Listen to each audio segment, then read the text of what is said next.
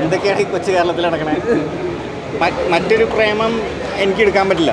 വാഴയുടെ CD മറ്റേ റിപ്പും കുറേ സ്ഥലത്ത് ഇറങ്ങിയിട്ടുണ്ട്. അപ്പം എല്ലാവരും സപ്പോർട്ട് ചെയ്യണം. അത് ഷെയർ ചെയ്യാനല്ല, തിയേറ്ററിൽ കാണാൻ സപ്പോർട്ട് ചെയ്യണം. ഞാൻ തന്നെ വർക്ക് ചെയ്തതാണ്, അതുകൊണ്ട് പിന്നെ അങ്ങനെ പറയാൻ പറ്റില്ല. എന്നാലും നല്ല പേഴ്സണൽ കണക്ഷൻ, ഓരോ പേഴ്സണൽ ഇമോഷൻസും നമ്മൾ ഓരോരുത്തരായിട്ടുള്ള ബന്ധങ്ങൾ ഭയങ്കര രസമായിട്ട്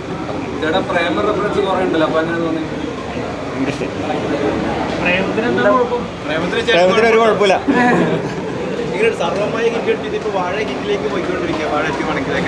അടുത്തത് ഇനി പറ.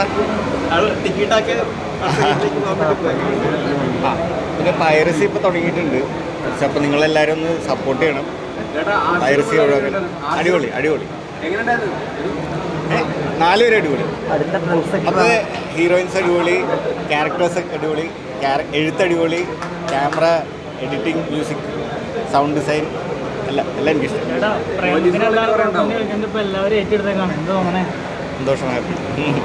പ്രേമമാണ് ഒരു ലെജൻഡറി ഇതായിട്ട് ഇപ്പോഴും നിൽക്കുന്നത് ചെറുപ്പക്കാരുടെ മനസ്സിൽ. ഇപ്പോഴും ആൾക്കാരത് ഓർത്തിരിക്കണേൽ സന്തോഷമില്ല. പിന്നെ ഭയങ്കര സന്തോഷം. ചേട്ടാ 3-4 പടമായിട്ട് ഇപ്പം അത്യാവശ്യം നല്ല റോളുകളാണല്ലോ ചെയ്യുന്നത്. Thank you. ഇനിയും അല്ല, സെലക്റ്റീവ് അല്ല, നല്ല ഇവർ വിളിക്കുമ്പോൾ എനിക്ക് ഭയങ്കര പേഴ്സണലി ഇഷ്ടപ്പെട്ടു കഥ. ഇനി അത്യാവശ്യം വലിയ റോളുകൾ നിങ്ങൾ ഇനിയും പ്രതീക്ഷിക്കും. Thank you. ഇല്ല, ഇനി കുറച്ച് ഷൂട്ടുണ്ട്. എൻ്റെ എഴുത്തും പ്രീ പ്രൊഡക്ഷൻ നടക്കാം. നിവിനായിട്ട് ഡിസ്കസ് ചെയ്തു, ഞാനൊക്കെ ഡിസ്കസ് ചെയ്തു. പ്രേമമായി നമുക്ക് അതിൽ പ്രതീക്ഷിക്കാവോ? ഇപ്പോൾ ഇവരെനിക്ക് കുറച്ച് ഇൻസ്പിറേഷൻ തന്നിട്ടുണ്ട്. അപ്പോൾ പ്രേമത്തിൻ്റെ അടുത്തൊരു സ്റ്റെപ്പ് പോലെ പിടിക്കാം. നമുക്ക് മൊത്തത്തിൽ കേരളത്തിൽ ഇപ്പോൾ എല്ലാവരും നോക്കിക്കൊണ്ടിരിക്കുകയാണല്ലോ, ഹോളിവുഡ് തൊട്ട് എല്ലാ നാട്ടിലുള്ള സിനിമാക്കാരും നോക്കിക്കൊണ്ടിരിക്കുക. അപ്പോൾ അവർക്കും എല്ലാവർക്കും നമ്മുടെ നാട്ടിൽ എല്ലാവർക്കും ഒരു ഉന്മേഷമായിട്ടൊരു പരിപാടി കൂടിയാണ്. ഇപ്പോൾ പ്രേമമാണെങ്കിലും കേരളക്കര മാത്രമല്ല, തമിഴാണെങ്കിലും തെലുങ്കാണെങ്കിലും ഇന്ത്യ മൊത്തത്തിൽ അറിയപ്പെടുന്ന ഒരു ചിത്രമാണ്. അപ്പോൾ മറ്റൊരു പ്രേമം വരുന്നതെന്ന് പറയുമ്പോൾ മറ്റൊരു പ്രേമം എനിക്ക് എടുക്കാൻ പറ്റില്ല.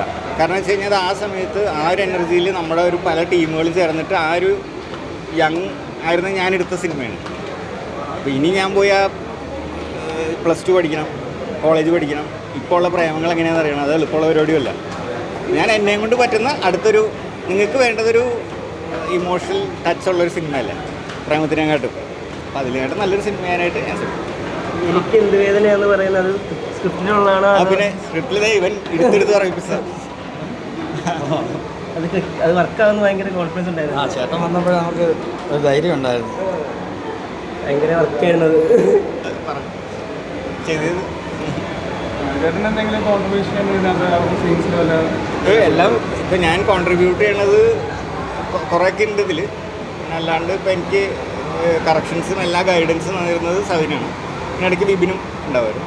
വാഴയുടെ CD മറ്റേ റിപ്പും കുറേ സ്ഥലത്ത് ഇറങ്ങിയിട്ടുണ്ട്. അപ്പം എല്ലാവരും സപ്പോർട്ട് ചെയ്യണം. അത് ഷെയർ ചെയ്യാനല്ല, തിയേറ്ററിൽ കാണാൻ സപ്പോർട്ട് ചെയ്യണം. ഇൻസ്റ്റാഗ്രാമിൽ റീല് പോകുന്നത് ശരിക്കും ഇപ്പോൾ കുറേ ഇൻസ്റ്റാഗ്രാമിൽ ഒന്നാമത് നമുക്ക് സെർച്ച് ചെയ്ത് കണ്ടുപിടിക്കാൻ ഭയങ്കര പാടാണ്. ഡോട്ടുകളും അണ്ടർസ്കോറും നമ്മൾ പേര് മാറ്റി മലയാളത്തിലിടെ ചൈനീസിലൊക്കെ ഇട്ട് കഴിഞ്ഞ് കഴിഞ്ഞാൽ ആർക്കും കണ്ടുപിടിക്കാൻ പറ്റില്ല. അപ്പോൾ അതായത് പേര് മാറ്റി തെറി വിളിക്കണ പോലെ പേര് മാറ്റി അപ്ലോഡ് ചെയ്ത് അവർക്ക് പൈസ ഉണ്ടാക്കാൻ പറ്റുന്ന ഒരു പരിപാടി. അല്ലാതെ അതും സിനിമയായിട്ടോ സിനിമാക്കാരായിട്ട് യാതൊരു ബന്ധമില്ല. അത് അങ്ങനെ ഒരു ടീമുണ്ട്. അവർക്ക് ഇപ്പോൾ മോഷ്ടിച്ച് തിന്നാൻ പറ്റുള്ളെങ്കിൽ അവരങ്ങനെ തിന്നട്ടെ. പിന്നെ നേരത്തിലും പ്രേമത്തിലുള്ളവരൊക്കെ ഡയലോഗ് പറഞ്ഞു പഠിച്ചതിൻ്റെ ഗോൾഡൊക്കെ എടുക്കുമ്പോൾ ഞാൻ പഠിച്ചതിൻ്റെ കാര്യങ്ങളൊക്കെ ഇവിടെ എനിക്ക് ഗുണമായി. പഞ്ചായത്ത് പറയിപ്പിച്ചിട്ടേ ഉള്ളൂ ആദ്യമായിട്ട് പറയുന്നത് ആ എക്സ്പീരിയൻസ്. അത് സവിനും വിപിനും പിന്നെ ടീമിലുള്ള എല്ലാവരും അവർ തന്നെ സപ്പോർട്ടിൻ്റെ പുറത്ത് നമ്മളിപ്പോൾ ഒരു 50-100 പേരിരുന്ന് നമ്മൾ ഷൂട്ട് ചെയ്യണ അല്ലെങ്കിൽ ഉള്ളൊരു സ്ഥലത്ത് നമ്മളൊരു പഞ്ച് ഡയലോഗ് പറയുമ്പോൾ അത് ആദ്യത്തെ വരി തന്നെ ശരിയാവണമെന്നില്ല. അപ്പോൾ റീടേക്ക് എന്ന് പറഞ്ഞാൽ നമ്മൾ രണ്ടാമത് പറയും. അത് 3, 4, 5 ഞാൻ 30, 35 പോയിട്ടുണ്ട് ഇടയ്ക്ക് ചില സമയത്ത്. അപ്പോൾ അത് 2013 പ്രേമം പോലെ ഇപ്പോൾ കത്തി കയറുകയാണ്. 2015 കത്തി കയറുകയാണ് വാഴ. അപ്പോൾ വാഴ അതിലും അടിപൊളിയായിട്ടുണ്ട്. അല്ല എനിക്ക് പ്രേമത്തിൽ ഞാൻ പ്രേമം മാത്രമേ പറയുള്ളൂ. ഇതിൻ്റെ അകത്ത് ബന്ധവും ഫാമിലിയും അവർ തമ്മിലുള്ള പേഴ്സണൽ ഇക്വേഷൻസ് ഇമോഷൻസ് ഒക്കെ പറഞ്ഞിട്ടുണ്ട്. ഇപ്പോൾ പ്രേമം എന്ന് പറയുന്നത് ശരിക്കും ഒരു സിംഗുലർ ഒരു പ്രേമം എന്ന് പറഞ്ഞ വികാരം മാത്രം ബേസ് ചെയ്ത് പറഞ്ഞേക്കുന്ന ഒരു സംഭവം. അതിൻ്റെ അകത്ത് അച്ഛൻ, അമ്മ, പെങ്ങൾ, ചേട്ടൻ, അനിയൻ, ബന്ധുക്കൾ ഇതൊന്നുമില്ല.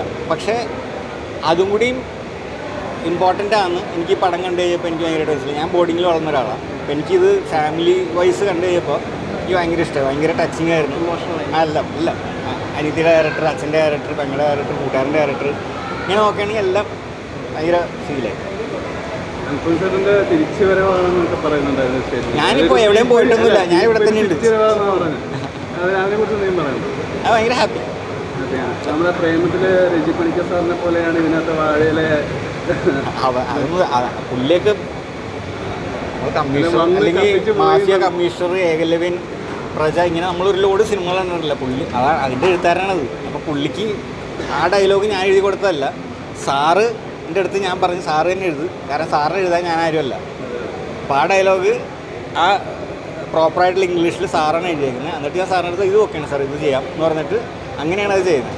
അപ്പോൾ അത് സാറിൻ്റെയും കൂടി ഇൻപുട്ടാണ്. ഇവിടെ ഇപ്പോൾ ഞാൻ പറഞ്ഞ ഡയലോഗുകളല്ല, അവർ പറഞ്ഞത് ഞാൻ ചെയ്തു. ലാസ്റ്റ് ഡയലോഗ് പറയും എന്തൊക്കെയാണ് ഈ കൊച്ചു കേരളത്തിൽ നടക്കണേ?